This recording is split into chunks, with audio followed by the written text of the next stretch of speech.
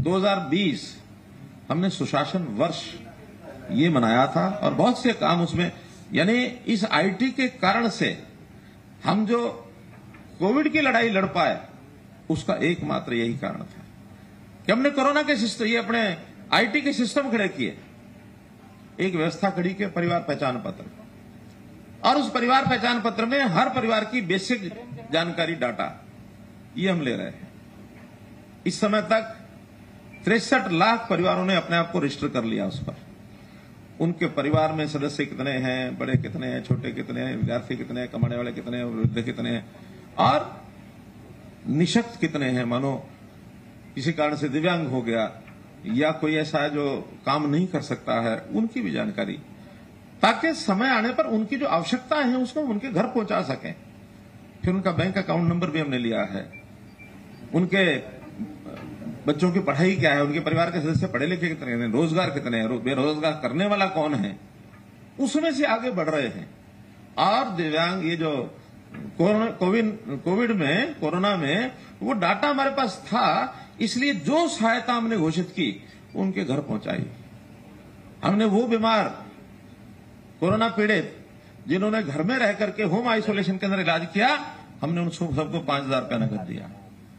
जो हमारे बीच में नहीं रहे, ऐसे बीपीएल के परिवार, चाहे दोनों सालों में कभी भी डेथ हुई हो, उनको भी 2 लाख रुपया उनके घर पहुंचाया है। जो बच्चे माता पिता विहीन हो गए, जिनको हम अनाथ कहते हैं, ऐसे बच्चों की शिक्षा का खर्च 2500 रुपया महीना, ये उनको भी हम दे रहे हैं। जो परिवार उनको पाल रहे हैं उनको भी हम दे रहे हैं। जो बेटियां हैं उनके खाते में अलग से पैसे जमा करा रहे हैं। तो ये क्यों संभव हो पाया? ये इसलिए संभव हो पाया कि हमारे पास एक आईटी का डाटाबेस, ये उस परिवार पहचान पत्र के माध्यम से बना हुआ था। अब इस बार जो उसका एक्ट हम लेकर के आए तो इनको यही तकलीफें शुरू हो गई कि इस डाटा को आप क्या करोगे, इस डाटा का तो दुरुपयोग होगा, ये डाटा तो लीकेज हो जाएगा, आपको पता लग जाएगा कि इस डाटा के माध्यम से लाभार्थी कौन है। हम कहते हैं लाभार्थी तुमको पहले ही पता है, क्या हमको ये पता नहीं है कौन कौन सरकारी पीडीएस दुकानों से राशन ले रहा? पता है ना। हमको ये नहीं पता कि किस किस की नौकरी लगी है। हमारे शासनकाल में 82,000 लोगों की जो नौकरी लगाई है हमने, वो हमको पता नहीं है क्या? कौन कौन 2,500 रुपये पेंशन ले रहे हैं, ये हमको पता नहीं है क्या? कौन सा लाभ लेने वाला ऐसा विषय है डाटा का जो आज हमको पता नहीं है और पहचान पत्र बनाने के बाद पता।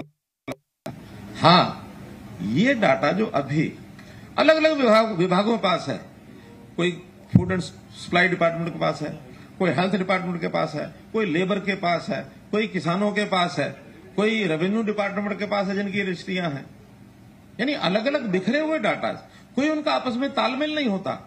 और उसमें से जब बीच में गलत काम करने वाले गलत प्रक्रिया कर जाते हैं, उसको ढूंढने में मुश्किल हो जाती है कि किसने किया, कौन कर ले गया। कांड तो होते रहे हैं हमारे यहां भी, कई प्रकार की जो शुरू में चोरियां हुई इसी डाटा के खेल में हुई है। हमने उसको चेक किया, आधार बेस्ड एडमिशन शुरू किए, 2.5 लाख बच्चे ऐसे निकले जिनका 2 स्कूलों में एडमिशन है।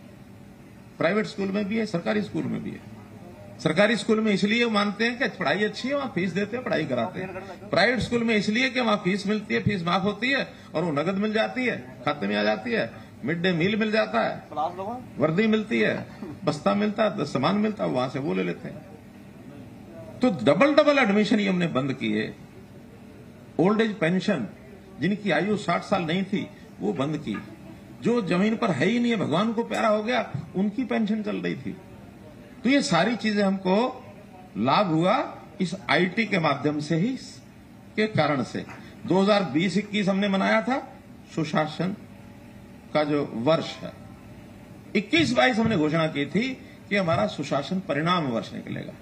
और परिणाम वर्ष, मुझे खुशी है इस बात की कि जो हमने उस समय सुधार किए थे, उन सब सुधारों का आज परिणाम निकल रहा है। जनता को किसी प्रकार की कोई तकलीफ नहीं है।